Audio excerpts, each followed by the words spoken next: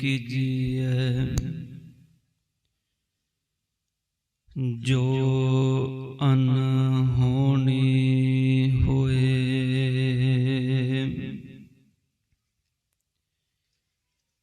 एह मार्ग संसार को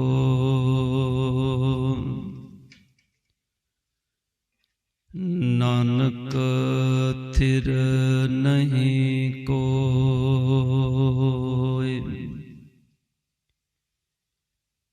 एह मार्ग संसार को नानक थिर नहीं कोय। परम सन्मान योग चवर छत्र तख दे मालक धन धन साहिब श्री गुरु ग्रंथ साहिब पातशाह जी सतगुरां दी पावन पवित्र मुकद्दस बारगाह दे अंदर सुभाईमान गुरु स्वरूप गुरु प्यारी साध संगत जीओ, अज आप सारे सतगुरां दी पावन हजूरी अंदर स्वर्गीय सरदार सुरजीत सिंह जी तिन्हां दी अंतम अरदास विच हाजरीन हो बैठे हो। सतगुरां दी पावन बाणी दा ये हुक्म है, या यूं कह लो परमात्मा दी बनाई कुदरत दा ये नेम है कि इस फानी संसार दे अंदर जो भी जन्म लेंदा है, हर एक जीव ने संसार दे विचों एक ना एक दिन जाना जरूर हुंदा है। इस शरीर दे अंदर श्वासां दा चलना जीवन है,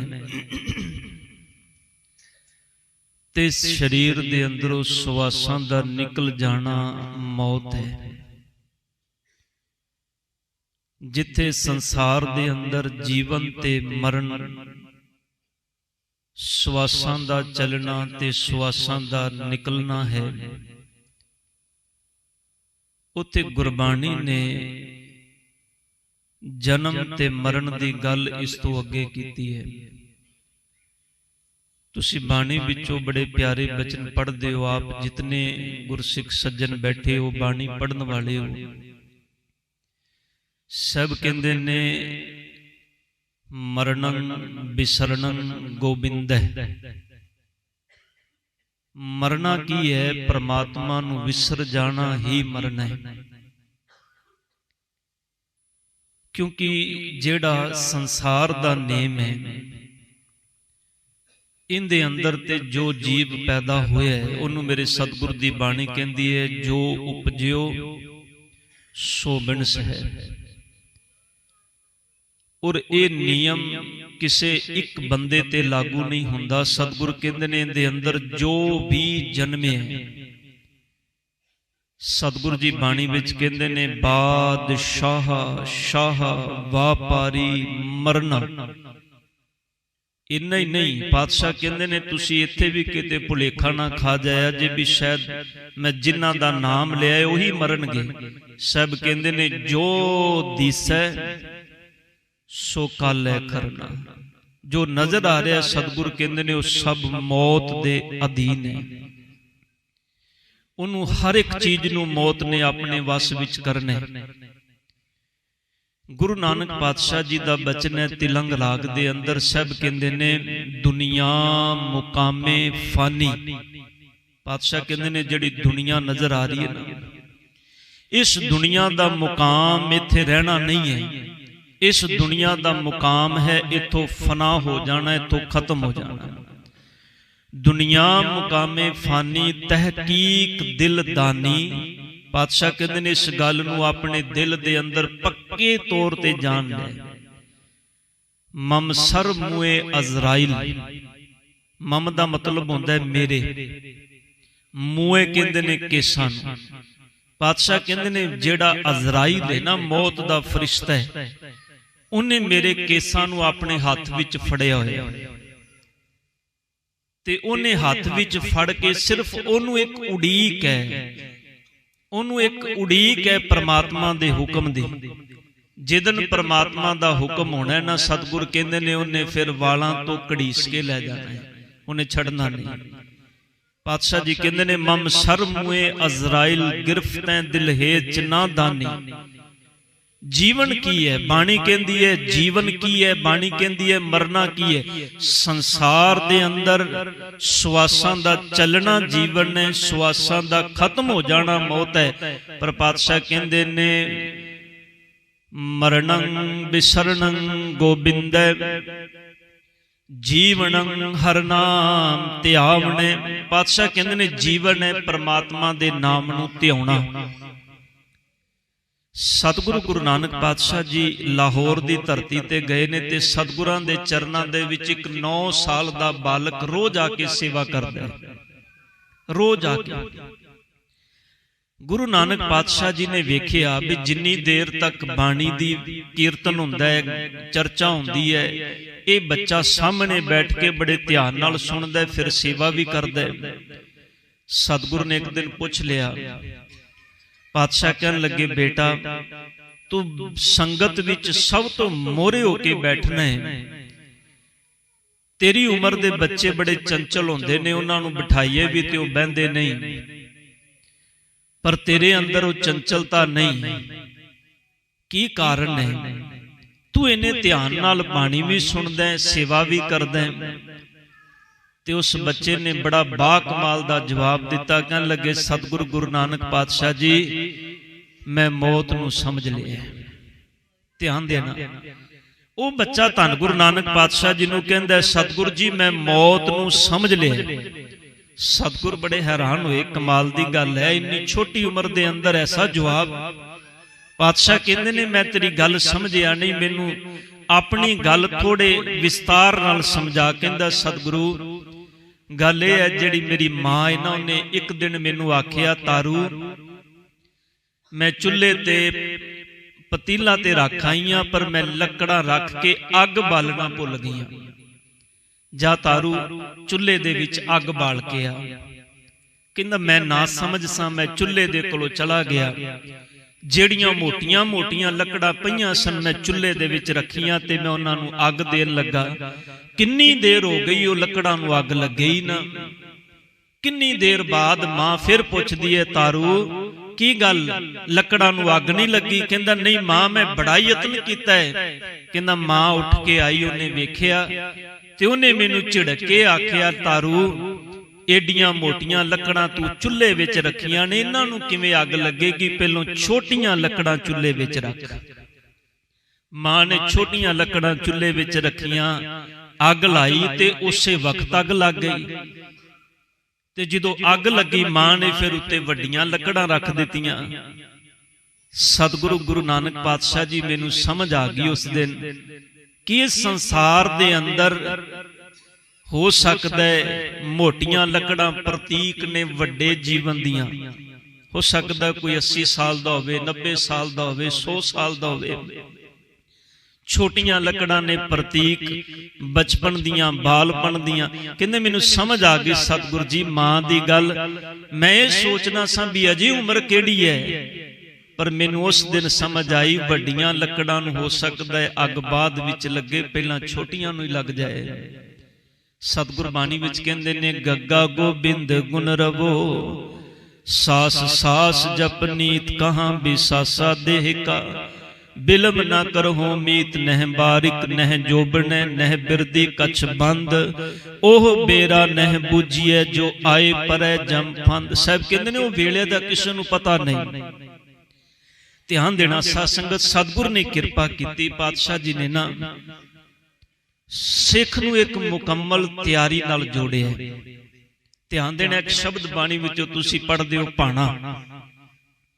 गुरु अमरदास पातशाह कहंदे ने जां तिस भाणा तां जम्मिया परिवार भला पाया। पातशाह कहंदे ने रब जी तेरा भाणा सी ते जम्मिया ਤੇ ਜਿਦਨ ਸਤਿਗੁਰ ਪਾਤਸ਼ਾਹ ਜੀ परमात्मा दी रजा दी गल करते ने ना, मरण दी गल करते ने रजा विच, उदन भी मेरे सतगुर पातशाह कहते ने तेरा किया मीठा लागे, हर नाम पदारथ नानक मांगे। सतगुर कहते ने उनके भाणे अंदर जन्म है, उनके भाणे अंदर मरण है। सब कहते ने जे दोवें चीज़ां भाणे विच ने ते बंदिया फिर जन्म वेले तेरे मन दे हालात कुछ होर क्यों हुंदे ने, मरण वेले तेरे अंदर दी परिस्थिति कुछ होर क्यों हुंदी है। साहब जी बाणी विच कहंदे ने जेड़े मनुख परमात्मा दे हुक्म तो मुनकर हो जांदे ने, सतगुर कहंदे ने उन्हां नूं शरीरक तौर ते मरण तो पहलां आत्मक तौर ते जिहड़ी मौत आंदी ओ मार देंदी है। ते जेड़े आत्मक तौर ते मर गए, सतगुर कहंदे ने शरीर भावें 100 साल संसार ते रह जाए, दातार पिता कहंदे ने बुढ़ा हुआ शेख फरीद कंबन लगी देह, जे 100 वरियां जीवना पी तन होसी। खे पातशाह कहंदे ने जे 100 साल भी जी गया तो की कर लेगा। गुरुदेव पिता कहंदे ने नहीं, परमात्मा दे हुक्म नूं समझ, रब दी रजा नूं समझ, ये करतार दा हुक्म है। जैसे किरसान बोवे किरसानी, पातशाह कहते हैं जिवें किरसान किरसानी करदा है ना, खेतीबाड़ी करदा है, जैसे किरसान बोवे किरसानी। हुण किरसान दे अपने हथ विच हुंदा है, ध्यान देना जिहड़ा जमीन विच बीज बीजदा ना, उहदे अपने हथ विच ओह फसल नूं कच्ची वढ ले या फसल नूं पका के वढ ले, ये किरसान दे हथ विच है। बाबा नानक जी कहंदे ने परमात्मा किरसान है, उन्हें संसार दे अंदर जीव रूपी फसल बीजी है, ये उनके हाथ विच है। पातशाह कहंदे ने जैसे किरसान बोवे किरसानी, काची पाकी बाढ़ परानी, जो जन्मै सो जानो मुआ। जेड़ा जन्मे है ना, पातशाह कहंदे ने उन्हें मरना है। गुरमत की विलक्षण गल की है, गुरमत की विलक्षण गल की है कि सतगुर ने जन्म विच भी परमात्मा दी रजा विच रहन दी गल आखी है, ते मरण विच भी परमात्मा दी रजा विच रहन दी गल आखी है। जिदन सिख नूं जीवन ते मरण दे विच परमात्मा दी रजा समझ आ जाएगी, ध्यान देना फिर ये परमात्मा दे सदा शुक्र विच जिएगा। सतगुर ने सिख नूं सिर्फ शुकराना दिता है और कुछ नहीं। जिन्हों जीवन दे विच शुकराना करना आ गया ना, सतगुर कहंदे ने भावें जन्म होवे भावें मरण है औखा, पर ध्यान देना जिदन असी बचपन विच चलना शुरू किया सी, शायद सानू चलना बड़ा औखा लगदा सी। असी दूजियां नूं वेखने सां, पता नहीं किवें तुरे फिरदे ने। जिदन असी गड्डी चलानी शुरू की, दूजे नूं चलांदे नूं वेखिया बड़ी हैरानी हुंदी सी, पता नहीं किवें चला लैंदे ने। पर जिदन असी यत्न किया, उदन असी चलना भी सीख गए, चलाना भी सीख गए। ध्यान देना सतगुर कहंदे ने गल चेते रखी, परमात्मा दी रजा विच चलना औखा है, पर जिस दिन सतगुर दे हुक्म विच रह के चलण दा यत्न करेगा, उस दिन चलेगा भी ते परमात्मा दे शुक्र विच जीवन भी जिएगा। उदन फिर परमात्मा दे चरना विच कदी रंज नहीं करेगा। रंज करना मूर्खता दा काम हुंदा है। गुरमत दा विधान है सिर्फ परिपूर्ण परमात्मा दी रजा विच रहना, उनदे हुक्म विच रहना। ताई सतगुर ने सानू बाणी विच फरमान दिता है, राम गयो रावण गयो जा को बहु परवार, कहो नानक थिर कछ नहीं, सुपने जो संसार। बाबा फरीद साहब जी कहंदे ने, फरीदा मोते दा बन्ना इवें दिसै ज्यों दरियावे ढाहा। अगे बाबा जी कहंदे ने जिहड़ा अगला समा है ना, वो बड़ा औखा है। अगला समा दा मतलब जिहड़ा परमात्मा तो परमात्मा नूं विसार के असी जीवन जी रहे हैं। पर अखीर विच एक गल आखी, कहंदे अमल जे कीते दुनी विच से दरगाह होगाह। जिहड़े अमल तू दुनी विच जिंदगी विच रह के दुनिया विच रह के कीते ने ना चंगे, पातशाह कहंदे ने ये अमल ही तेरी राहगीरी है, ये अमल ही अगे जाके सतगुर पातशाह जी कहंदे ने वो वजीफा जिहड़ा तैनूं गुरु वल्लों मिलिया है, जिंदे बलबूते ते तू परमात्मा दे घर विच सुरखरू हो के जाना है। सतगुर किरपा करन, बख्शिश करन। गुरु दे चरनां विच असीं सारे अरदास करन लई जुड़ बैठे हां। एक गल हमेशा चेते रखिए कि जिंदे लिए अरदास करना है, अरदास असीं सारियां ने रल मिल के करनी है। ਉਥੇ ਨਾਲ ਇੱਕ ਗੁਰੂ ਦੇ ਚਰਨਾਂ ਵਿੱਚ ਅਰਦਾਸ ਇਹ ਵੀ ਜ਼ਰੂਰ ਕਰਕੇ ਜਾਇਆ ਕਰੋ ਕਿ ਸਤਿਗੁਰ ਜੀ ਪਤਾ ਸਾਡੇ ਸਰੀਰ ਦਾ ਵੀ ਨਹੀਂ, ਮਤ ਕੇ ਜਾਪੇ ਸਾਹ ਆਵੇ ਕਿ ਨਾ ਆਵੇ ਰਾਮ। ਸਤਿਗੁਰ ਤਰਸ ਕਰੀ, ਸਾਨੂੰ ਵੀ ਤੁਹਾਡੇ ਭਾਣੇ ਵਿੱਚ ਰਹਿਣ ਦੀ ਸੋਝੀ ਆ ਜਾਏ, ਹੁਕਮ ਵਿੱਚ ਰਹਿਣ ਦੀ ਸੋਝੀ ਆ ਜਾਏ, ਬਾਣੀ ਅਨੁਸਾਰ ਜੀਵਨ ਜਿਉਣ ਦੀ ਸਮਝ ਆ ਜਾਏ। ਧੰਨ ਗੁਰੂ ਗ੍ਰੰਥ ਸਾਹਿਬ ਜੀ ਕਿਰਪਾ ਕਰਨ, ਬਖਸ਼ਿਸ਼ ਕਰਨ। ਬਹੁਤ ਬਹੁਤ ਧੰਨਵਾਦ ਸਾਰੇ ਪਰਿਵਾਰ ਦਾ ਜਿਨ੍ਹਾਂ ਨੇ 10 ਮਿੰਟ ਦਾ ਸਮਾਂ ਸਤਿਗੁਰ ਦੀ ਪਾਵਨ ਬਾਣੀ ਦੀ ਵਿਚਾਰ ਦਾ ਬਖਸ਼ਿਸ਼ ਕੀਤਾ। ਧੰਨ ਗੁਰੂ ਗ੍ਰੰਥ ਸਾਹਿਬ ਜੀ ਦਾ ਕੋਟਾਨ ਕੋਟ ਸ਼ੁਕਰ। ਆਓ ਅਗਲੇ ਸਮੇਂ ਲਈ ਸਤਿਗੁਰ ਪਾਤਸ਼ਾਹ ਜੀ ਦੀ ਪਾਵਨ ਬਾਣੀ ਦੇ ਕੀਰਤਨ ਦੇ